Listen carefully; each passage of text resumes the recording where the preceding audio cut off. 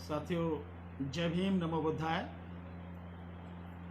आदाब, सत श्री अकाल, नमस्कार, गुड आफ्टरनून। अच्छा वीरेंद्र, कैसे हैं भैया? वीरेंद्र बढ़िया, थैंक यू। और मम्मी पापा को मेरा नमस्ते बोलना, चरण स्पर्श बोलना बेटा जी। नमस्कार नमस्कार, थैंक यू, खुश रहो खुश रहो। साथियों, धीरे धीरे साथी जुड़ रहे हैं। विक्रम सिंह जी भी आ गए हैं, रफ़ी अहमद साहब, आदाब सर, आदाब। ललित कुमार जी, सभी को नमस्कार।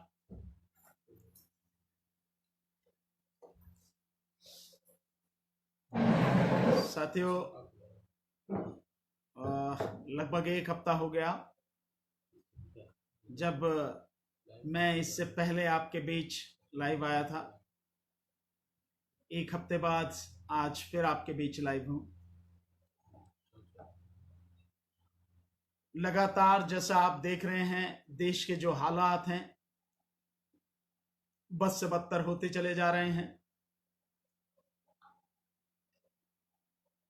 और देश के प्रधानमंत्री देश से लगातार झूठ बोले चले जा रहे हैं।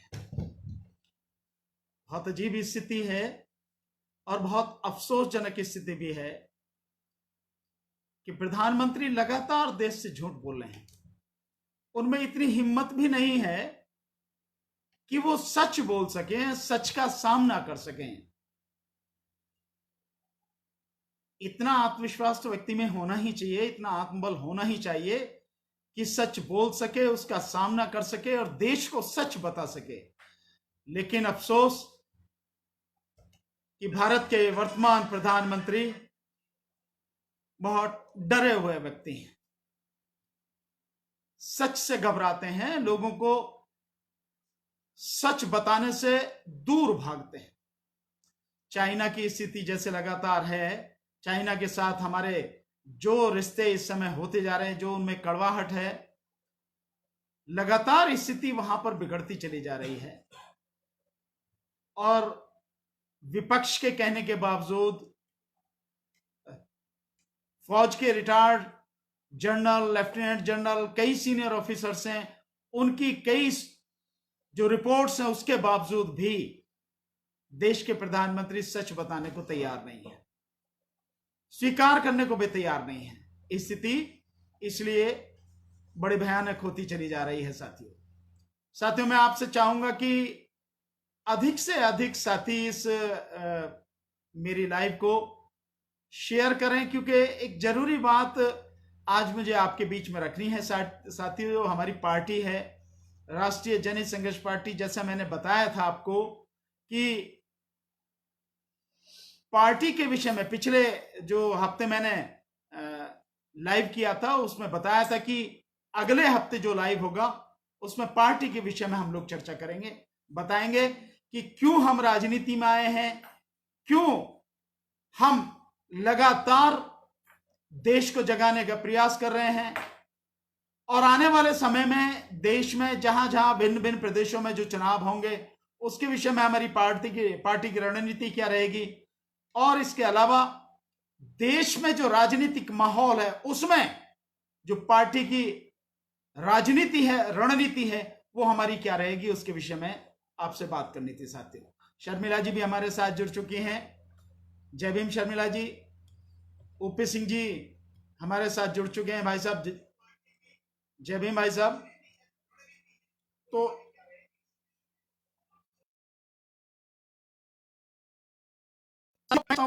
जुड़ जाएं, धीरे धीरे साथी जुड़ रहे हैं।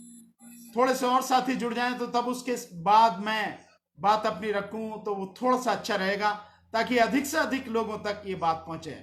संदेश विठोबा सालवी जी भी जुड़ गए हैं, संजय कुमार जी भी, नमो बुद्धाय, जय भीम। मोहन हरन जी भी हैं, जय भीम सर, जय भीम। मोहम्मद यूसुफ साहब हैं, जय भीम सर, बहुत बहुत शुक्रिया आपको, गुड आफ्टरनून। तो धीरे धीरे साथी जुड़ रहे हैं। दुर्गेश सबले जी भी जुड़ गए हैं, सर जय भीम सर। बहुत साथी जो आने वाले और साथी हैं वो सारे जुड़ जाएं। मैं समझता हूं सब लोग जितने ज्यादा जुड़ जाएंगे बात उतने अधिक लोगों तक पहुंचेगी। साथियों, बाबा साहब डॉक्टर अंबेडकर ने कहा था, मैं बात अब शुरू करता हूं साथियों, आते रहेंगे साथी धीरे धीरे धीरे धीरे। गौरव राव जी भी हमारे साथ जुड़ गए हैं। जय भीम गौरव राव साहब। रामचंद्र रोहतास जी भी जुड़ गए हैं। ब्रज साहब भी जुड़ गए हैं। जय भीम सर, जय भीम। सभी साथियों को जय भीम। साथियों, मैं एक बात से अपनी बात शुरू करना चाहता हूं। साथी जुड़ते रहेंगे, मैं अपनी बात शुरू करता हूं, जैसा भी होगा आते रहेंगे। बाबा साहब डॉक्टर अंबेडकर ने कहा था कि राजनीतिक शक्ति हर ताले की चाबी है। मैं समझता हूं किसी भी राजनीतिज्ञ ने या किसी भी महान व्यक्ति ने इतनी बड़ी बात नहीं की। कृष्णपाल जी भी हमारे साथ जुड़ सके। जय भीम चौधरी साहब। किसी भी राजनीतिज्ञ ने या किसी भी महान व्यक्ति ने इतनी बड़ी बात, इतनी गंभीर बात नहीं कही होगी साथियों, कि राजनीतिक शक्ति हर ताले की चाबी। आज के समय में अगर आप देखते हैं और अगर वर्तमान भाजपा सरकार की सारी कार्यप्रणाली, सारी करतूतें अगर आप देख रहे हैं, वो अलग बात है कि वो गलत काम कर रही है, देश के हित में नहीं, देश के विरोध में काम कर रही है और चंद लोगों के हित में काम कर रही है। लेकिन जो भाजपा जो काम कर रही है वो तभी कर पा रही है जब राजनीतिक सत्ता उसके हाथ में है। अगर राजनीतिक सत्ता उसके हाथ में न हो तो कुछ भी नहीं कर सकते।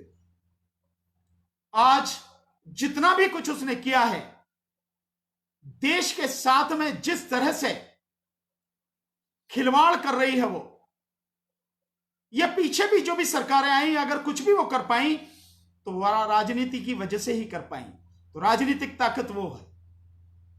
अगर आपको लोगों को नौकरी देनी है तो राजनीतिक शक्ति काम आएगी। लोगों को नौकरी से हटाना है तो राजनीति का इस्तेमाल होगा। देश को आगे बढ़ाना है तो राजनीति का इस्तेमाल होगा।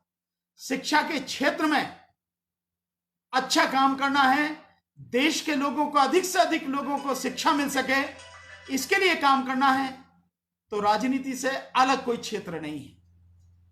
लोग कहने को चाहे कहीं कुछ भी कहें, लेकिन ये राजनीति के माध्यम से जितना अच्छे तरीके से हो सकता है वो कोई दूसरे और किसी तरीके से हो नहीं सकता।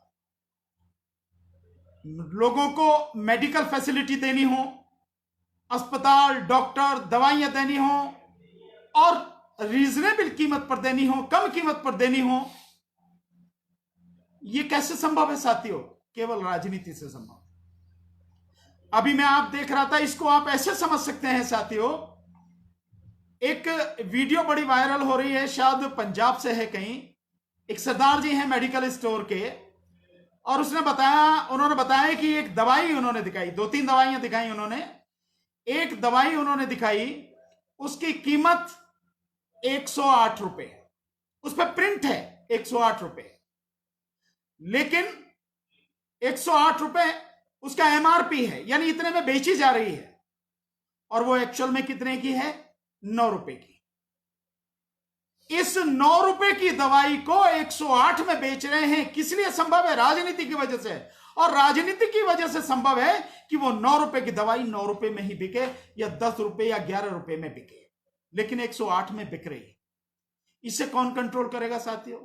केवल यही नहीं, एक और दवाई उन्होंने बताई, उसकी कीमत उन्होंने बताई साथियों 2500 रुपए, 2500 कुछ रुपए कीमत बताई। और एक्चुअल कीमत क्या है उस दवाई की? उस दवाई की एक्चुअल कीमत है साथियों 419 रुपए। 419 रुपए की दवाई 2500 रुपए में बेची जा रही है। कौन रोकेगा इसे? कौन कंट्रोल करेगा इसे? क्या आप और हमारे लिए संभव है क्या? आम जनता के लिए संभव है क्या? नहीं साथियों, केवल और केवल राजनीति से ही यह सब संभव है। कुछ भी काम इस देश में अगर आपको करना है जो बहुसंख्यक या बहुत से लोगों के भले के लिए हो, देश के भले के लिए हो, वो राजनीति से ही संभव है। इसके बिना संभव नहीं है साथियों। कोई कितनी भी कोशिश कर ले, हो ही नहीं सकता है। तो राजनीतिक शक्ति इतनी बड़ी शक्ति है, और इसीलिए बाबा साहब डॉक्टर अंबेडकर ने कहा था कि राजनीति हर ताले की चाबी है। हमने इसीलिए बहुत सोच समझ के, बहुत विचार विमर्श के बाद, जमीन पर बहुत काम करने के बाद 2013 में यह पार्टी बनाई, पॉलिटिकल पार्टी राष्ट्रीय जनहित संघर्ष पार्टी साथी। और इस पार्टी के बनाने के बाद लगातार हमने जमीन पे काम किया।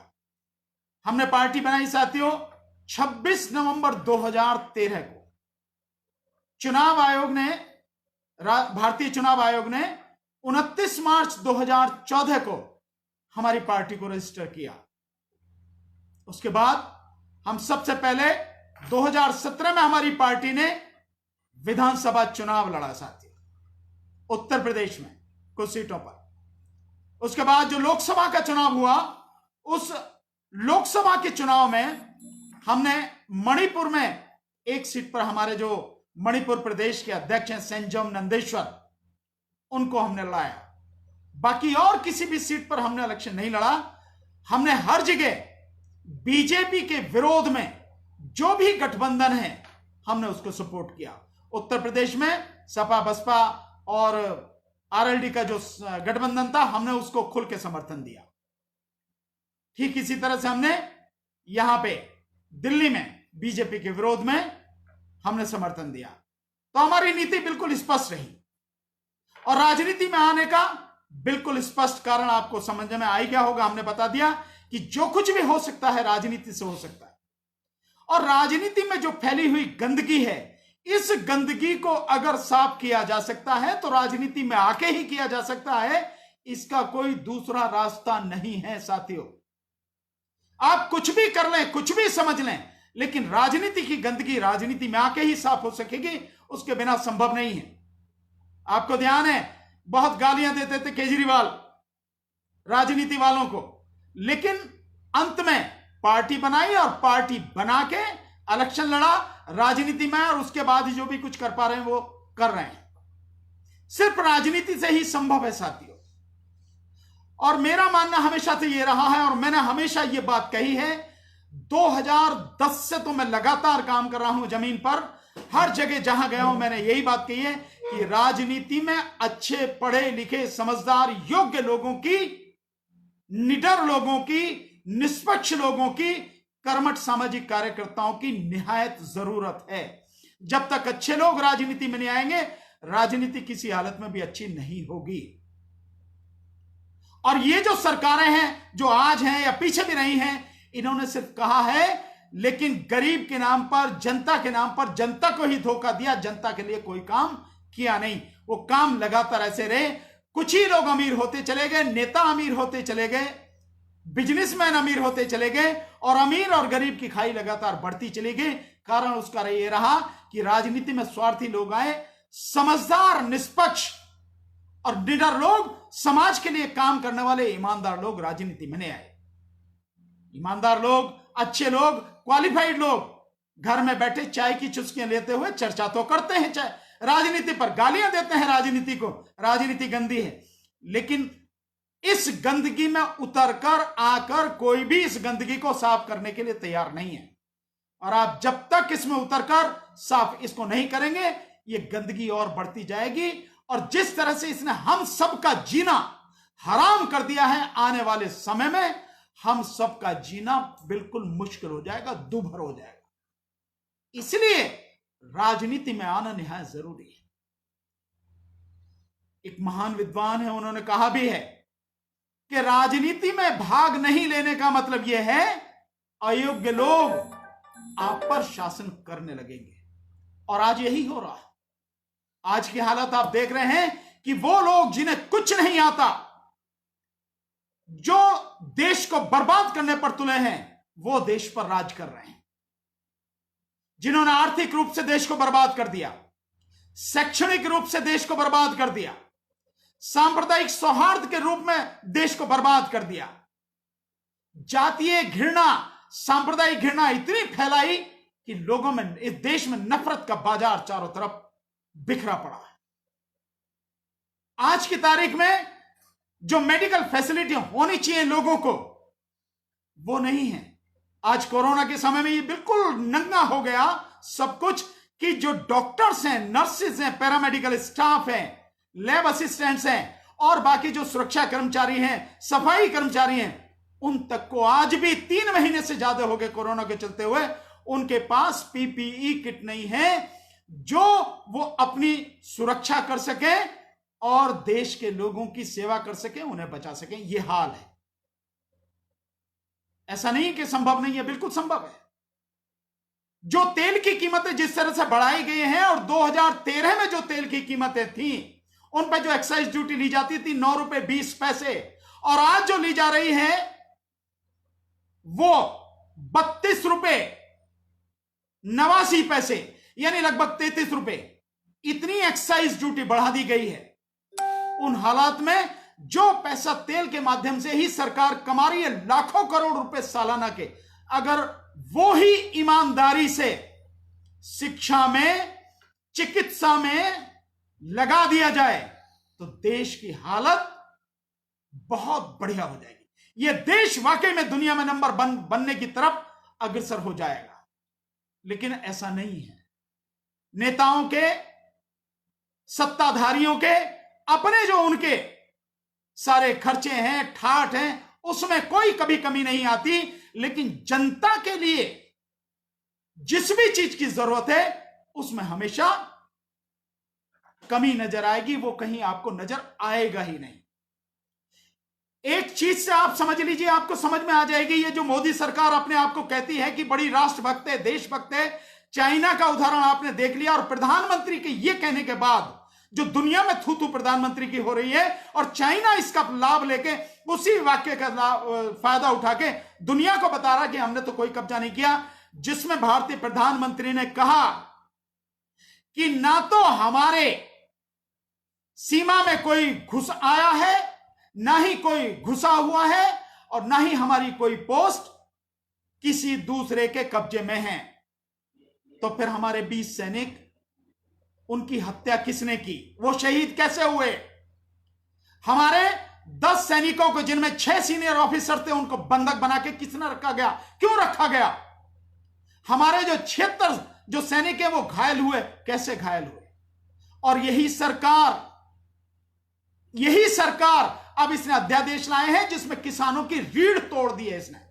और इसने जो किया है वो, मैं सीधे सीधे कहूंगा कि मोदी सरकार ने किसानों की पीठ में छुरा भोंका है।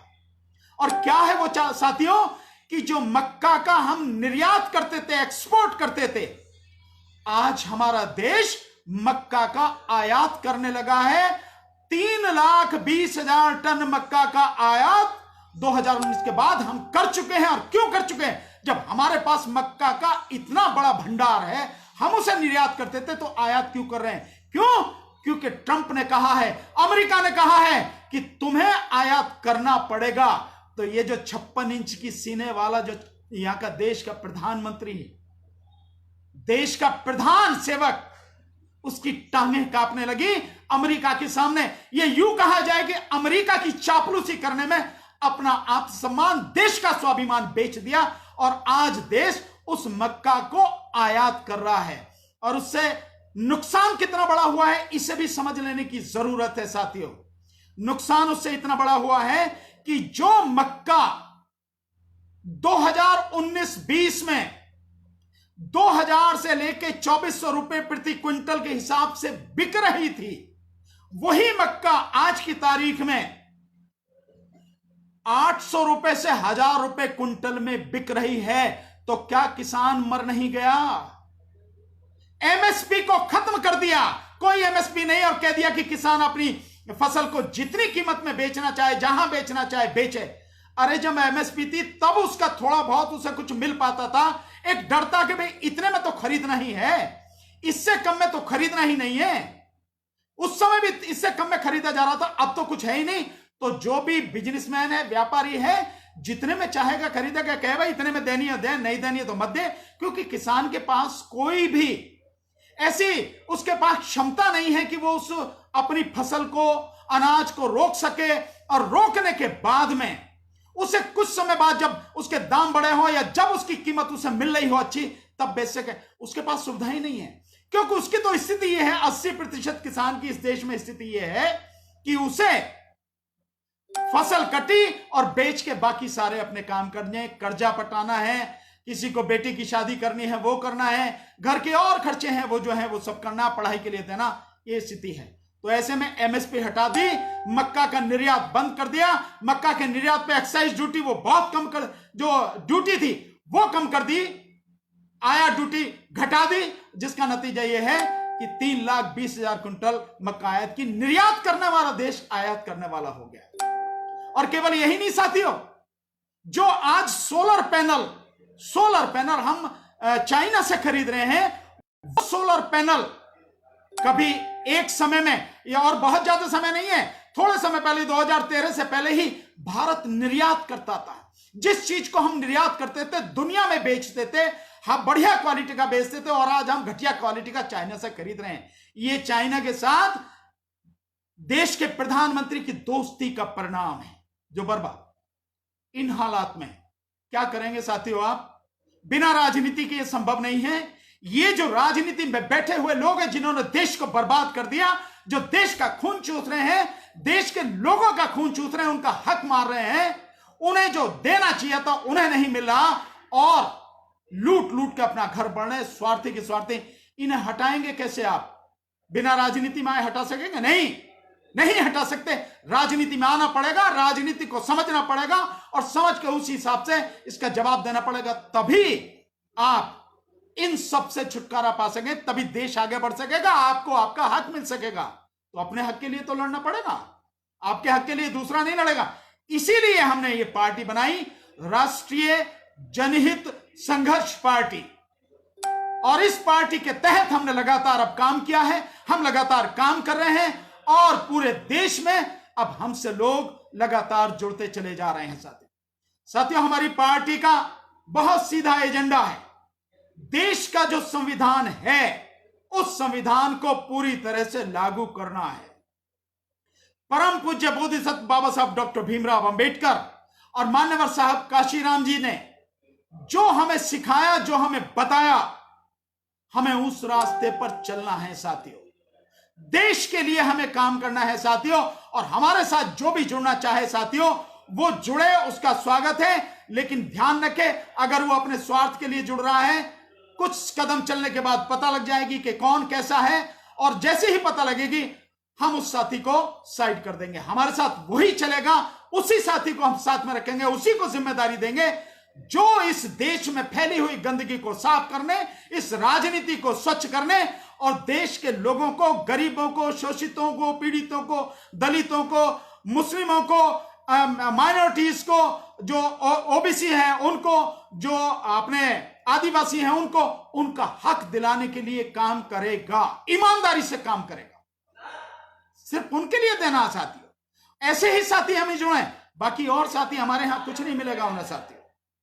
और जो ईमानदारी से काम करेंगे उन्हीं साथियों के कंधे पर जिम्मेदारी दी जाएगी, उन्हीं को आगे बढ़ाया जाएगा।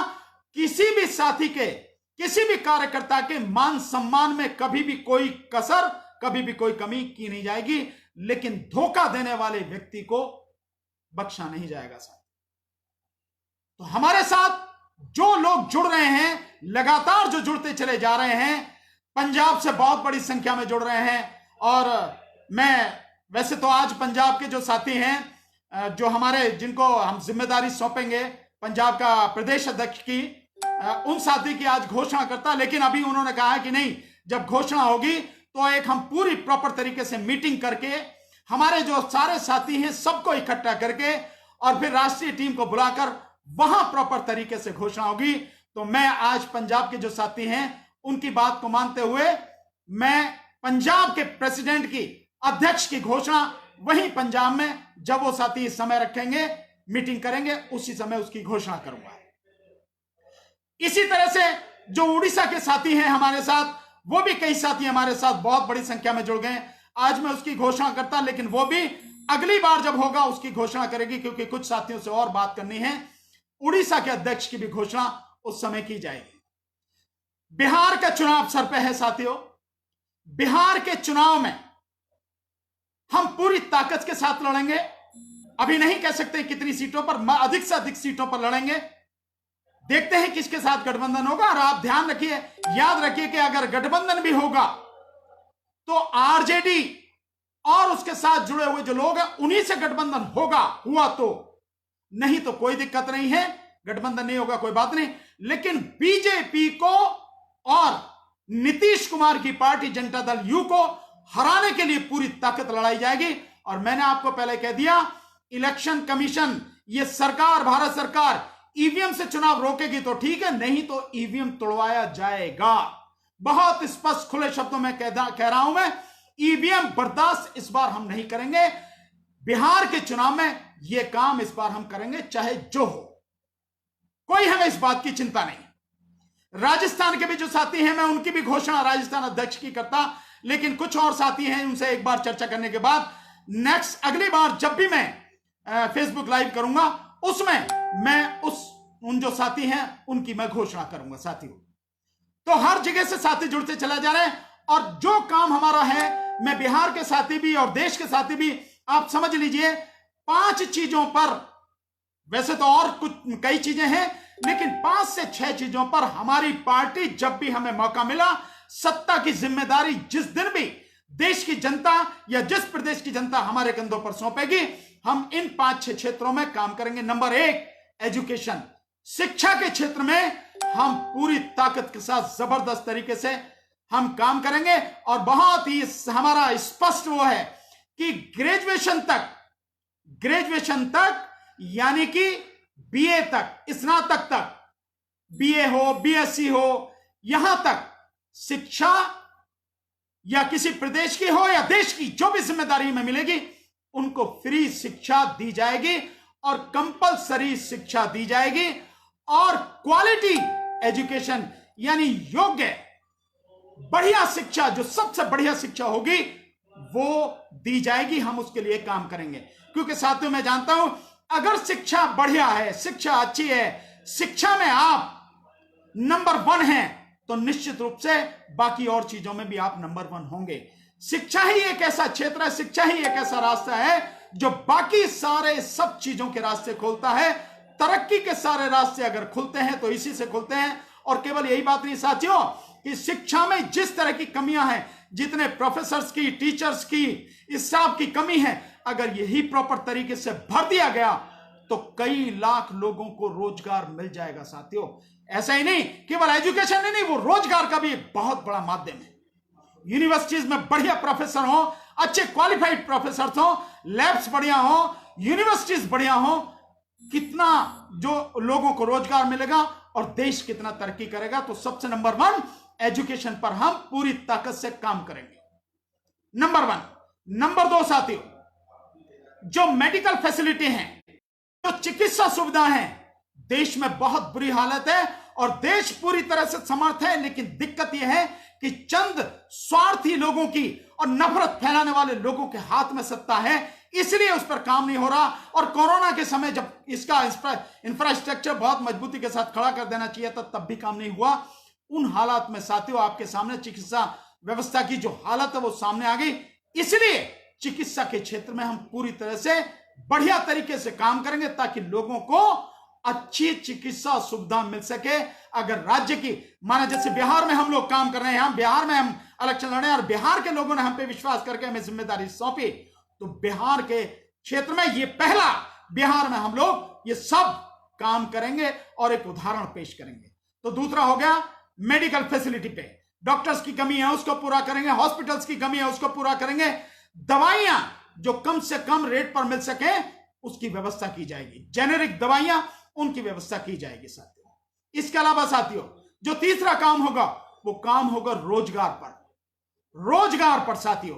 और कहने की बात नहीं, हम जानते हैं कि किस तरह से रोजगार दिया जाएगा, हमें इसमें कोई वो नहीं है। लेकिन कोई अगर स्वार्थी व्यक्ति है तो अपने स्वार्थ से काम करता है, पर ईमानदारी से अगर काम करे तो बहुत लोगों को रोजगार आप दे सकते हैं। मैंने जैसे बताया एजुकेशन के क्षेत्र में ही लाखों लोगों को आप रोजगार दे सकते हैं साथियों। इसके अलावा रोजगार के अलावा साथियों जो हमें काम करना है वो काम करना है पुलिस व्यवस्था पर।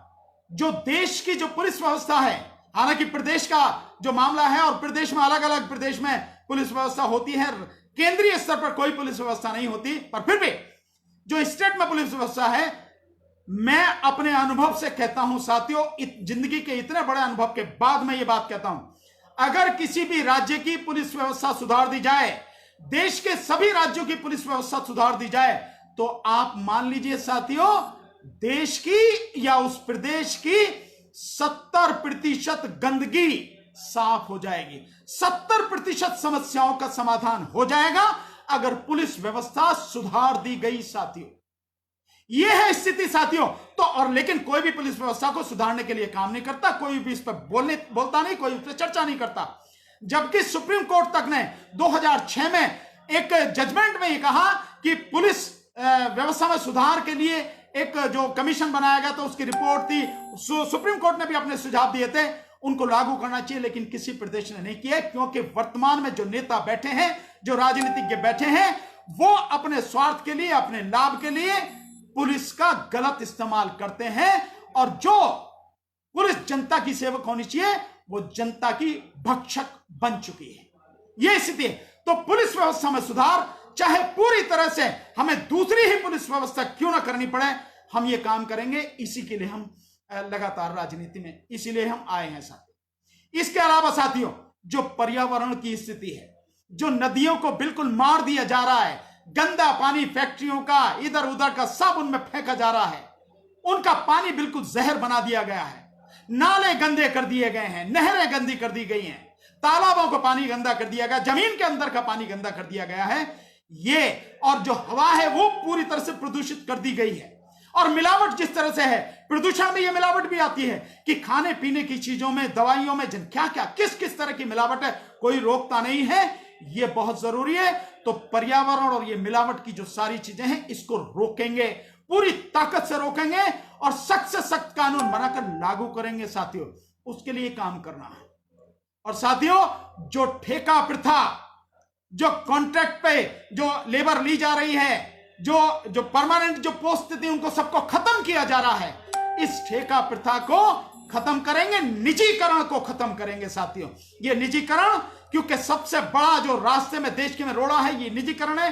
देश की संपत्ति को कौड़ियों के दाम अपने चंद जो दोस्त हैं उनके हाथों में सौंपा जा रहा है साथियों। संपत्ति देश की, लेकिन सौंपा जा रहा है चंद हाथों में, और वो लोग हैं जिन्होंने देश का कभी हित नहीं किया, अहित किया है, देश को लूटा है साथियों।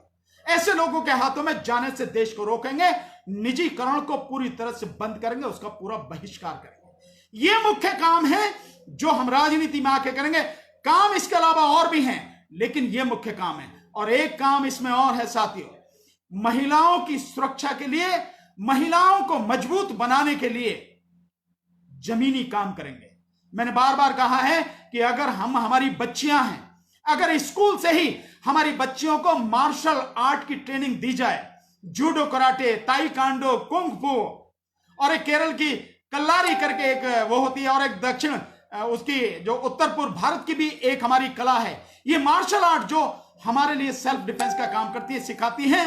हम अपनी बच्चियों को इतना मजबूत करेंगे कि वो कहीं भी जाए, उन्हें किसी तरह की कोई चिंता नहीं होगी, कोई उनकी तरफ आंख उठा के देख नहीं सकेगा, और अगर देखेगा तो हमारी बच्चियां इतनी मजबूत होंगी कि आंख उठाने वाले की आंखें निकाल। इस तरह से ये काम किया नहीं गया, पर हमारी कोशिश ये है, बिल्कुल यही रहेगी कि राजनीति में अगर देश की जनता ने, प्रदेश की जनता ने हमें मौका दिया, हमें सत्ता हाथ में सौंपी, हम ये काम करेंगे। इसके लिए हम राजनीति में आए हैं साथियों। हम केवल यह मजाक करने के लिए नहीं आए, ना अपने साथ ना जनता के साथ। इसके लिए हम काम करने के लिए आए हैं, और हम आपसे चाहेंगे कि आप हमारी पूरी मदद करें, हमारा साथ दें, ताकि इस गंदगी को साफ किया जा सके साथियों। मैं अब जो हमारे साथ में पूरे देश से लोग जुड़ रहे हैं, जो साथी लगातार मुझे फोन करते हैं और मैं कई बार उनके फोन नहीं उठा पाता हूं, तो मैं उन साथियों से भी निवेदन करूंगा। मैं अलग अलग जो हमने इंचार्ज बनाए हैं अलग अलग प्रदेश के, आप चाहें तो वो नोट कर सकते हैं साथियों, जो भी जहां के साथी हैं, मैं वो नाम बता रहा हूं।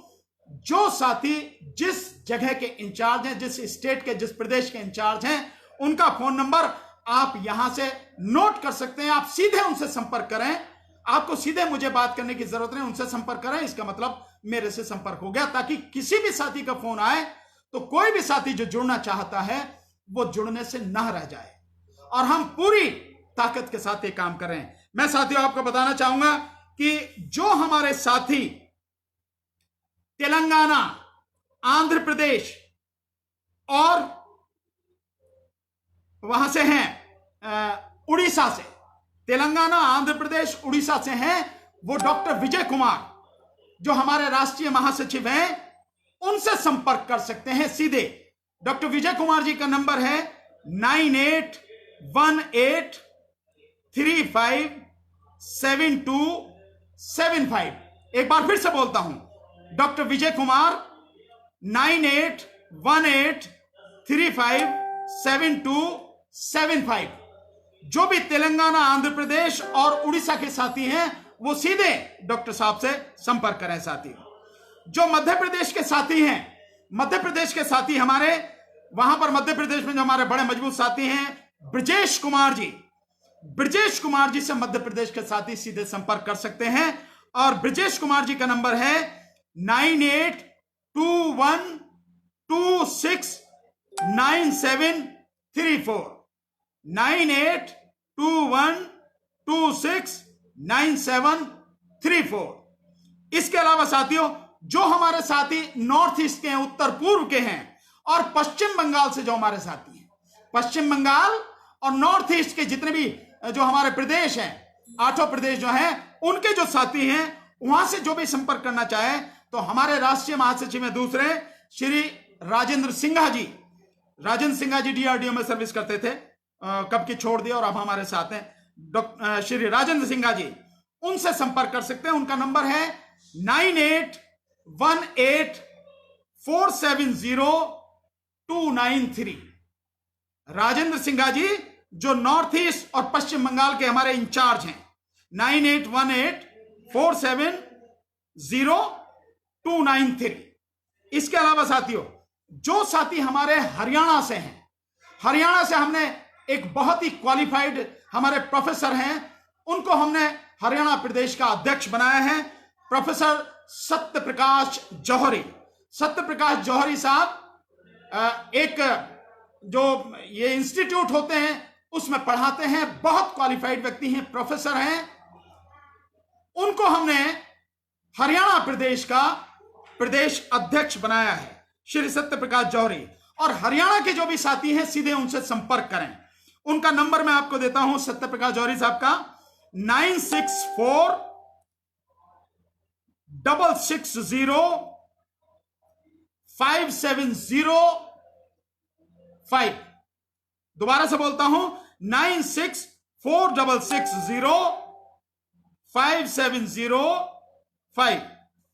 दूसरा उनका नंबर है 8168925460, 8168925460। जो पंजाब के हमारे साथी हैं बहुत बड़ी संख्या में हैं, और मुझे कहने में बहुत खुशी है, बहुत गर्व महसूस होता है कि हमारी जो साथी हैं जिनको हमने चंडीगढ़ की जिम्मेदारी सौंपी गई थी, मिसेस शर्मिला, उन्होंने बहुत बढ़िया काम किया, बहुत मजबूती से काम किया, रात दिन लगातार काम कर रहे हैं। और केवल पंजाब और हरियाणा में नहीं, पूरे देश में जगह जगह उन्होंने साथियों को जोड़ा है। ऐसे साथी वाकई में हमारी पार्टी की रीढ़ की तरह काम कर रहे हैं। हम शर्मिला जी का बहुत बहुत धन्यवाद पार्टी करती है, व्यक्तिगत रूप से राष्ट्रीय अध्यक्ष के नाते मैं करता हूं उनका। और ऐसे ही साथियों की हमें जरूरत है जो लगातार निष्काम कर्म करते हुए पार्टी को मजबूत बना रहे हैं। तो मैडम शर्मिला जी जो हमारी चंडीगढ़ की अध्यक्ष हैं, उनका नंबर, जो भी पंजाब के साथी हैं वो उनसे सीधे संपर्क करें, उनसे जुड़ें, और वो हमें सारी बात बता के फिर हम किस तरह से वहां करना है। और पंजाब का जैसे मैंने बता दिया कि अध्यक्ष की घोषणा जो हमारे साथी हैं जिनकी जिम्मेदारी सौंपी जाएगी वहीं पर सौंपी जाएगी जब वो मीटिंग करेंगे। तो शर्मिला जी का नंबर है 6280893119, ये मैं इसका श्रेय बहुत बड़ी मात्रा में दूंगा शर्मिला जी को, जिन्होंने राजस्थान में बहुत अच्छे साथियों को हमारे साथ में, पार्टी के साथ में जुड़वाया है। तो शर्मिला जी ने और बाकी साथियों ने, और जो हमारी वीडियोस देख के हमारे साथ लगातार जुड़ रहे हैं, तो राजस्थान का इंचार्ज हमने बनाया है श्री शिवराज सिंह जी, जो हमारी राष्ट्रीय कार्यकारिणी के सदस्य हैं। उनको हमने वो जिम्मेदारी है। श्री शिवराज सिंह जी का नंबर है, नोट कर लें साथियों, 7701-999-244। शिवराज सिंह जी का नंबर 7701-999-244। अब साथियों, जो हमारे उत्तराखंड के साथी हैं, उत्तराखंड में बहुत साथी हमारे साथ जुड़ गए हैं, लेकिन वहां पर प्रदेश अध्यक्ष की अभी घोषणा नहीं की। उनके मिलने के बाद, साथियों से मिलने के बाद ही, क्योंकि जैसे ये कोरोना की वजह से कहीं जा नहीं पा रहे हैं, उससे बड़ी दिक्कत हो रही है। उसको जाने के बाद वहां पर जाके जो है उत्तराखंड के भी साथियों की घोषणा की जाएगी, टीम की जो है घोषणा की जाएगी। उत्तराखंड के जो साथी हैं, वो हमारे जो एक साथी हैं, जो हमारी राष्ट्रीय जो टीम है, उसमें हमारे जनरल सेक्रेटरी हैं, महासचिव, राष्ट्रीय महासचिव श्री बीवी सिंह बौद्ध साहब, जो बरेली में रहते हैं, वो हमारे उत्तराखंड के इंचार्ज हैं। उनको उत्तराखंड का इंचार्ज बनाया है। वो उनसे संपर्क कर सकते हैं। बीवी सिंह बौद्ध जी का नंबर है 9410872856, 9410872856। और इसके अलावा साथियों, जो हमारे उत्तर प्रदेश के साथी हैं, मुझे कहने में कोई शक नहीं है, ये पार्टी का बहुत बड़ा सौभाग्य है, ये समाज के बहुत बड़ा खुशी का विषय है कि उत्तर प्रदेश की जिम्मेदारी हमने जिन साथियों के कंधों पर सौंपी है, जो हमारे उत्तर प्रदेश के अध्यक्ष हैं, राजनीति को बहुत बारीकी से समझते हैं, पूरा परिवार राजनीति में रहा है और बहुत मजबूत साथी हैं। मोदी नगर के रहने वाले हैं, और मोदी नगर में जो हमारे समाज के जो 84 गांव हैं, उन 84 गांव ने उनको अपना चौधरी चुना। इसलिए चौधरी कृष्णपाल सिंह जी बहुत ही काम, आप देख रहे होंगे जो फेसबुक पे लगातार हो रहे हैं, हर जिले की जिम्मेदारी वो सौंपे चले जा रहे हैं, कार्यकारिणी बनाए चले जा रहे हैं, अध्यक्ष, महासचिव और उपाध्यक्ष वगैरह जितने भी पद हैं, लगातार वो बनाते चले जा रहे हैं, इस जमीन से काम कर रहे हैं। और एक किसान पीड़ा नाम से एक पत्र भी निकलता है, साप्ताहिक है, उस किसान पीड़ा पत्र के वो संपादक भी हैं श्री चौधरी कृष्णपाल सिंह जी। चौधरी कृष्णपाल सिंह जी उत्तर प्रदेश के हमारे अध्यक्ष हैं, और जो भी साथी उत्तर प्रदेश में जुड़ना चाहते हैं, वो सीधे चौधरी कृष्णपाल सिंह जी से संपर्क करें। उनका नंबर है 7060205204। एक बार फिर से बोलता हूं, 7060205204। और साथियों, जो हमारे साथी इसके बाद जो कर्नाटक से हमारे साथी हमारे साथ में जुड़े हुए हैं, कर्नाटक में एक बहुत मजबूत, डेड ऑनेस्ट और बिल्कुल खरी खरी कहने वाले, मुंह पर कहने वाले एक हमारे साथी हैं, महबूब कल्याणकर साहब। वो हमारे साथ हैं, जो वहां पर गुलबर्गा में रहते हैं। उनका नंबर मैं आपको देता हूं। जो भी कर्नाटक के साथी हमसे जुड़ना चाहें, वो साथी सीधे उनसे संपर्क कर सकते हैं श्री महबूब कल्याणकर जी से। उनका नंबर है 9845335396, 9845335396। तो जो भी साथी हमारे कर्नाटक के हैं, वो सीधे के सीधे इनसे जुड़ सकते हैं, महबूब कल्याणकर जी से। उनका नंबर दिया है। अब साथियों, जो भी यूथ के साथी हैं, जो यूथ के लिए जो है एक तरह से बड़ी मजबूती से काम करते हैं, जो चाहते हैं कि हम अपनी यूथ विंग में काम करें, तो जो पार्टी की यूथ विंग है, उस यूथ विंग के जो हमारे राष्ट्रीय अध्यक्ष हैं, यूथ के लिए जो भी जिस जिले में भी, जिस विधानसभा में भी, जिस लोकसभा में भी, जिस तहसील में भी, जिस ब्लॉक में भी, जहां भी जो साथी यूथ की टीम में हमारे साथ काम करना चाहते हैं, उन साथियों के लिए हमारे जो यूथ के प्रेसिडेंट हैं, नेशनल प्रेसिडेंट हैं यूथ के, श्री प्रेम प्रताप सिंह जी, एडवोकेट प्रेम प्रताप सिंह, उनसे सीधे संपर्क करें। मैं एडवोकेट प्रेम प्रताप सिंह जी का नंबर आपको देता हूं साथियों, 9814 98114903 9811433903। तो यूथ के साथी सीधे यहां से संपर्क कर सकते हैं। और साथियों, जो हमारे साथी अब जो बिहार, झारखंड और छत्तीसगढ़ के हैं, वो सीधा मेरे से संपर्क करें साथियों। बिहार, झारखंड और छत्तीसगढ़ के जितने भी साथी हैं, वो सीधा मेरे से संपर्क करें साथियों। मैं अपना नंबर बताता हूं। किसी को इन जो जिलों, क्षेत्रों से, इन जो राज्यों से साथी हैं, उनको किसी और से जरूरत नहीं, सीधे मेरे से बात कर सकते हैं। और मैं जुलाई के अंत में अगर हो सका तो ठीक, नहीं तो अगस्त के शुरू में मैं वहां जाऊंगा बिहार, और वहां जाके जो इलेक्शन की प्रक्रिया पूरा उसको जो है उसमें पार्टिसिपेट हमें करना हो, तो उस तरीके से सारे काम करेंगे। तो जो बिहार, झारखंड और छत्तीसगढ़ के साथी हैं, वो सीधा मेरे से संपर्क करें, यानी भानु प्रताप सिंह जी से। मेरा नंबर नोट कर लें, 7840-868-666 7840-868-666। ये सूचना है साथियों। बस बाकी बातें अब बाद में होंगी। इतने समय आपने मुझे दिया, मेरे साथ जुड़े रहे हैं साथियों। सब साथियों का दिल से धन्यवाद, बहुत बहुत धन्यवाद। एक बार फिर से यही कहूंगा साथियों, इस सारी चीज को, इस वीडियो को अधिक से अधिक लोगों को शेयर करें, अधिक से अधिक लोगों तक पहुंचाएं, ताकि अधिक से अधिक लोगों तक पहुंच सके और अधिक से अधिक लोग जुड़ के हम मिलकर समाज के कल्याण के लिए, समाज की बेहतरी के लिए, समाज के विकास के लिए, समाज की सुरक्षा के लिए काम कर सकें साथियों। बहुत बहुत शुक्रिया साथियों। जय भीम, नमो बुद्धाय, आदाब, सत श्री अकाल, नमस्कार, गुड आफ्टरनून।